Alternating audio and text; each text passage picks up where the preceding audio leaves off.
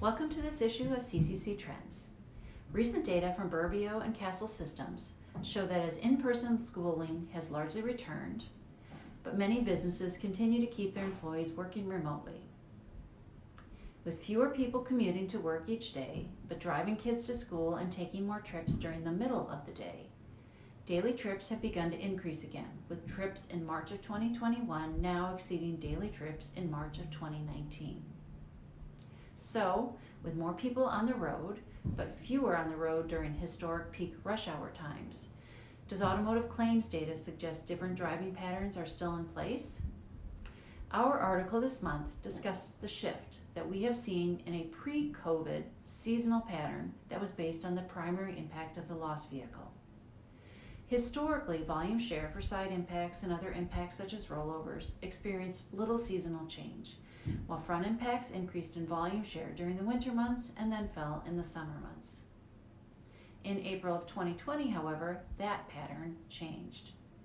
Front impact share of volume increased, and increased even further than seen during prior winter months.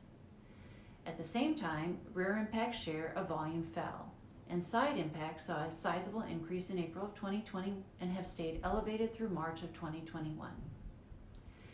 With more vehicles equipped with advanced driver assistance systems like front automatic emergency braking, we would expect that front impacts as a share of overall crashes would eventually decline.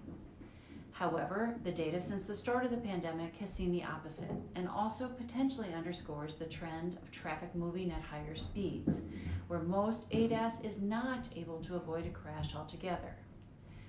Especially since additional research from CCC has shown that the average delta via vehicle claims during the pandemic has risen, and non-drive percentages have also climbed, particularly for rear impacts. As the U.S. begins to slowly emerge from the COVID-19 pandemic, how permanent these shifts in accident patterns could have a meaningful impact on technologies like ADAS to be able to reduce accident frequency.